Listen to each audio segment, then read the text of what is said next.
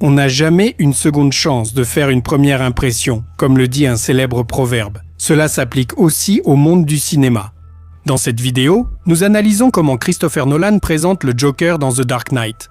En 5 minutes, il parvient non seulement à nous transmettre toute l'essence du méchant, mais aussi à soulever une importante question philosophique liée au personnage. Nous examinerons également certaines inexactitudes de la traduction du doublage officiel et analyserons ce que signifie réellement cette phrase du Joker. Je crois que ce qui ne te tue pas te rend plus étrange.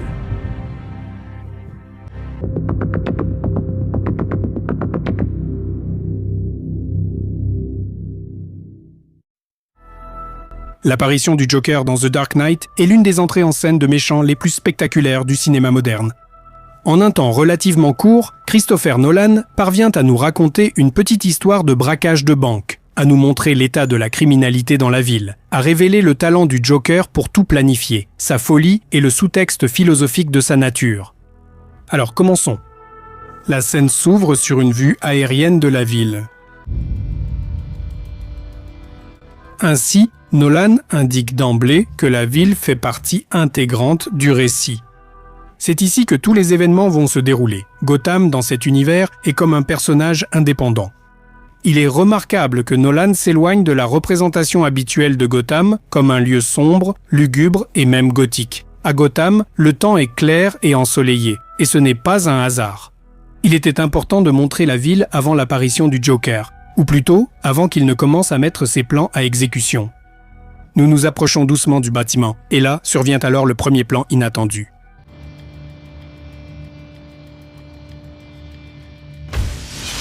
La vitre du bâtiment vole en éclats. De tels petits incidents inattendus vont se produire à peu près chaque minute.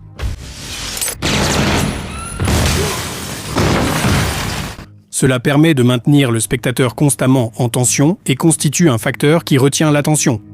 Il est intéressant que cette explosion se produise précisément au moment où le reflet de la ville dans les vitres du bâtiment devient le plus net. C'est très symbolique. Là, pendant un instant, nous pouvons voir une ville paisible en apparence, et soudain, une explosion se produit en plein centre.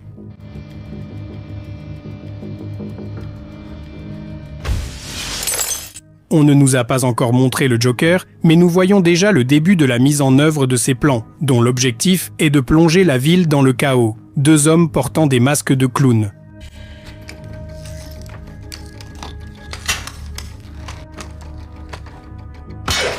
Selon le scénario, chaque braqueur a son propre masque particulier et un nom humoristique. Ces deux-là s'appellent Dopé et Happy, ce qui peut se traduire par idiot et joyeux. Et ils passent sans encombre sur le toit depuis le bâtiment voisin.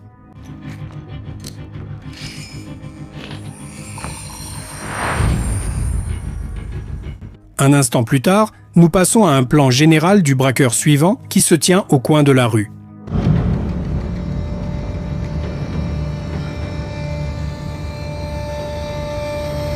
On le voit seulement de dos, sans voir son visage. Il porte un sac à l'épaule et tient un masque de clown dans la main gauche. Nous apprendrons plus tard qu'il s'agit du Joker. Il est intéressant de noter que la caméra zoome doucement sur le masque de clown, comme s'il s'agissait du vrai visage du personnage.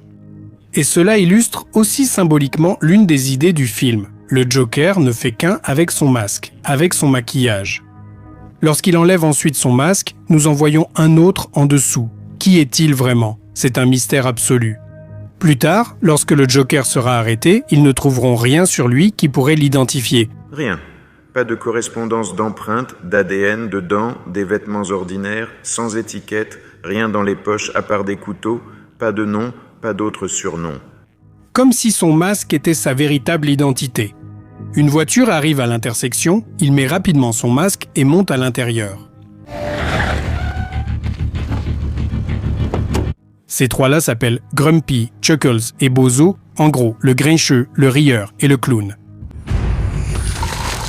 Parfait, tout le monde est là. Et c'est tout, juste nous 3. Et 2 sur le toit, on partage équitablement. Ici, on apprend qu'il y a 5 braqueurs au total. 2 sur le toit devront s'occuper de l'alarme et du coffre-fort, et 3 à l'intérieur, dans le bâtiment de la banque. À ce moment-là, il y a une petite blague, dont le sens a été perdu à cause de la traduction. Tout le monde à droite a une part. 5 parts, c'est largement suffisant. 6 parts. N'oublie pas celui qui a organisé le coup. Il croit pouvoir rester en retrait et obtenir sa part. Je comprends pourquoi il s'appelle le Joker. Dans le doublage, ce passage a été ainsi traduit. 5, c'est largement suffisant. 6 parts. N'oublie pas celui qui a organisé le coup. Il croit pouvoir rester en retrait et obtenir sa part. Je comprends pourquoi il s'appelle Joker. Les dernières phrases après la traduction ressemblent à un bout de phrase, et on ne comprend pas vraiment où est la blague. Le sens est le suivant. Le mot Joker vient du mot joke, c'est-à-dire une blague. Donc, Joker signifie littéralement le blagueur. Le braqueur dit « Il croit pouvoir rester en retrait et recevoir sa part ». Je comprends maintenant pourquoi on l'appelle le blagueur. Il croit pouvoir rester en retrait et obtenir sa part. Je comprends pourquoi il s'appelle Joker.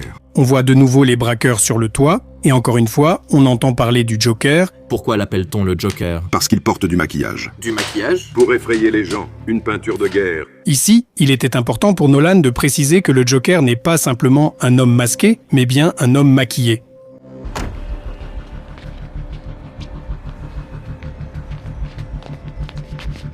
Pendant ce temps, notre trio entre dans la banque et entame le braquage.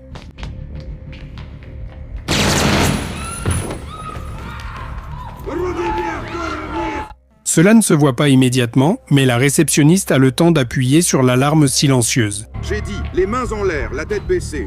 Allez mon pote, je veux clôturer mon compte ici. J'ai dit les mains en l'air, idiot. Non. Mais les deux sur le toit interceptent l'appel. Voilà l'alarme silencieuse. Et c'est parti. L'un des braqueurs remarque que l'appel ne va pas au 911. Étrange qu'elle appelle un numéro privé au lieu de la police. C'est un fait important qui illustre que la criminalité prospère dans la ville. C'est une banque où l'argent de la mafia est conservé, et c'est pourquoi l'appel ne va pas au 911. Étrange qu'elle appelle un numéro privé au lieu de la police. Je pense que cela est lié au fait que c'est une banque de la mafia, et que l'appel les informe en priorité. À terre, j'ai dit à terre. Après que Dopey ait fait sa part du travail, son partenaire le tue immédiatement. On a un problème? Non, j'ai fini. Pour que le personnel de la banque ne fasse rien d'inattendu, on met une grenade dans la main de chacun, après avoir retiré la goupille. Notre attention est attirée sur cet homme. Il est le seul à ne pas avoir paniqué lorsque le braquage a commencé. Il est le manager, voire même le directeur, mais dans tous les cas, c'est quelqu'un qui en sait clairement plus que les autres. Nous le voyons enlever ses lunettes, et ce geste suggère clairement qu'il se prépare à agir de façon décisive. Pendant ce temps, l'un des braqueurs retire la goupille d'une autre grenade. Dans le doublage, ce passage a été traduit ainsi. En fait, vos mains vous seront encore utiles pour vous accrocher à votre précieuse vie. La phrase sonne bien, mais elle ne transmet pas le fond. Nous ne voulons pas que vous fassiez quoi que ce soit avec vos mains, à part vous accrocher de toutes vos forces. En réalité, cela se traduit ainsi. Il est évident que nous ne voulons pas que vous utilisiez vos mains pour autre chose que pour vous accrocher à votre précieuse vie. Et cette réplique n'est pas dans l'original. En réalité, vos mains resteront utiles. Bien sûr, nous ne voulons pas que vous fassiez quoi que ce soit avec vos mains, à part vous accrocher de toutes vos forces. Et alors, il devient évident que s'il lâche la grenade, il y aura une détonation. Et là, un événement inattendu se produit à nouveau. Tout le monde à terre. Personne ne bouge. Personne! À terre. Notre directeur, fusil à la main, tire sur l'un des braqueurs.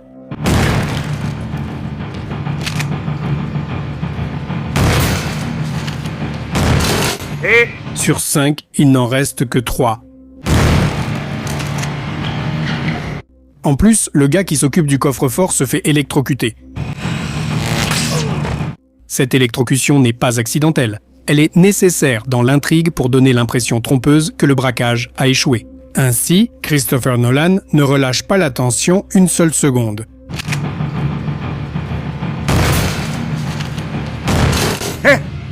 On voit clairement que ce gars-là a vraiment du cran. vous savez au moins à qui appartient la banque que vous braquez? Vous êtes tous morts. Après ces mots, il devient clair pourquoi il était si calme. Que personne ne bouge.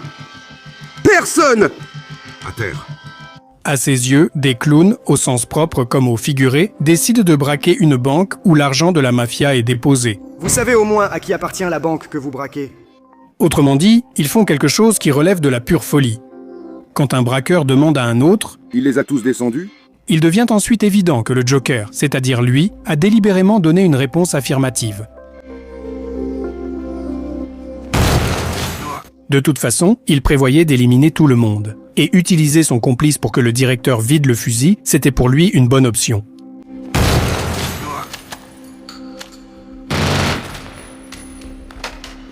D'ailleurs, remarquez que pendant tout le braquage, il n'a pas émis un seul son. C'est nécessaire pour qu'on ne puisse pas reconnaître le Joker à sa voix assez particulière, mais cela ne devient évident qu'à ce moment-là. Plus tôt, dans la voiture, à cause des masques, il était impossible de savoir qui parlait ou se taisait. C'est tout? Juste nous 3? 2 sur le toit, partage équitable. 5, c'est largement suffisant. 6. N'oublie pas celui qui a tout planifié. Pendant ce temps-là, Coffre est en train d'être forcé. Ils ont envoyé 5000 volts dans ce truc. On comprend que la décharge n'a pas été mortelle. On reçoit de nouvelles informations sur le Joker. C'est quoi cette banque? La banque de la mafia. On dirait que le Joker est vraiment aussi fou qu'on le dit. Oui, il est fou. Dès que le coffre est ouvert, un braqueur de plus meurt. Sur 5, il n'en reste que 2. Où est ce spécialiste? Le patron a ordonné son élimination quand il aura fini. C'est drôle. Il m'a dit la même chose. Quoi? Non, non! Et maintenant, on se rend compte que les braqueurs s'entretuent, que ça fait partie du plan du Joker. Nolan donne des informations sur le personnage aux spectateurs petit à petit. À la 4e minute du film, on sait que le Joker a planifié ce braquage. N'oublie pas celui qui a tout prévu. Il est malin. Il pense qu'il va rester en retrait et qu'il aura quand même sa part du butin. Il porte du maquillage. Apparemment, il est plutôt effrayant. Pour effrayer les gens, une peinture de guerre. Ils disent que le Joker est un psychopathe. On dirait que le Joker est vraiment aussi fou qu'on le dit. Et c'est vrai, car il braque la banque de la mafia. Vous savez à qui appartient la banque que vous braquez? Vous êtes tous morts. Tout cela est nécessaire pour préparer l'entrée en scène du Joker, pour que son apparition soit la plus spectaculaire possible.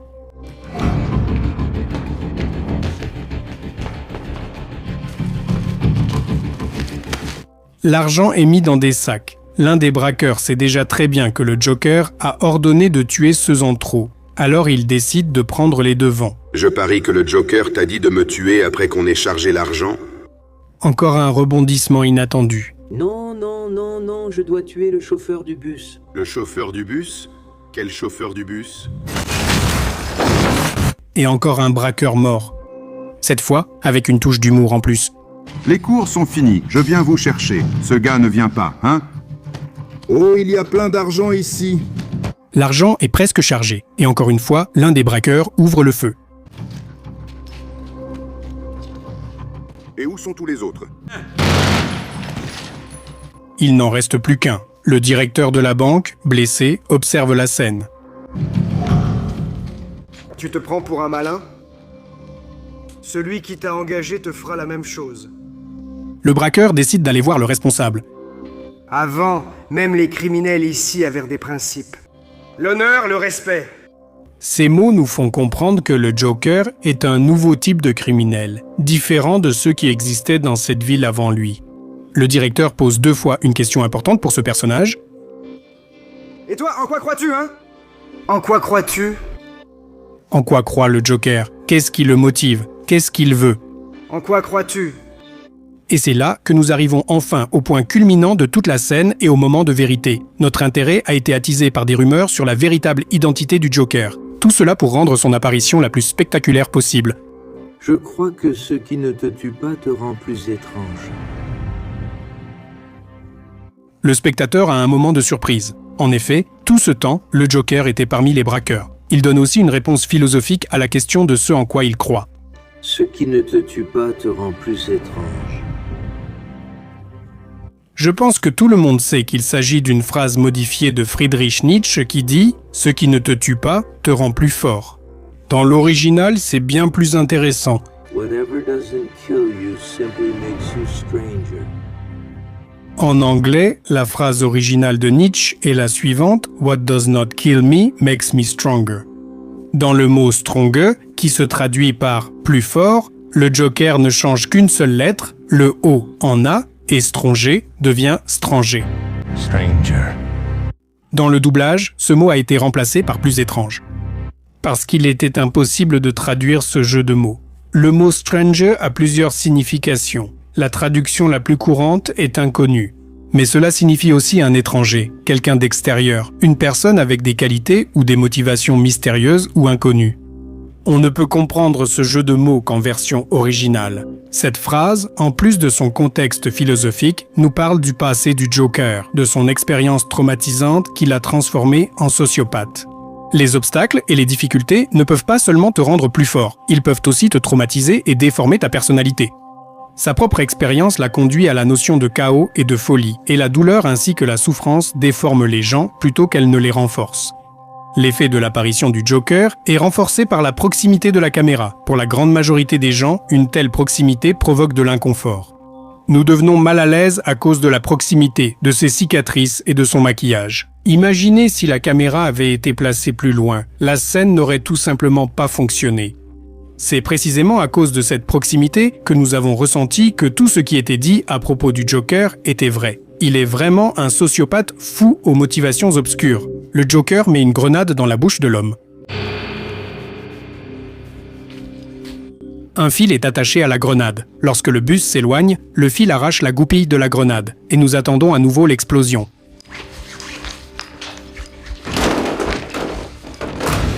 Mais le spectateur est à nouveau un peu surpris, car il s'avère que ce n'est qu'une grenade fumigène.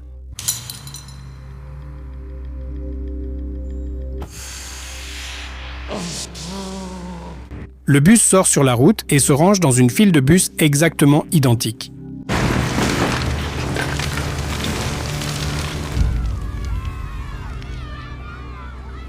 Malgré toute cette folie, le plan du Joker fonctionne parfaitement. Si vous avez aimé l'analyse de la scène, c'est le bon moment pour soutenir la vidéo avec un like et un abonnement. Vous pouvez également proposer une idée de scène que vous aimeriez voir analysée sur cette chaîne. Et si vous êtes intéressé par une analyse du Joker en tant que personnage, la vidéo à ce sujet est déjà disponible sur la chaîne. Le lien va maintenant apparaître sur votre écran.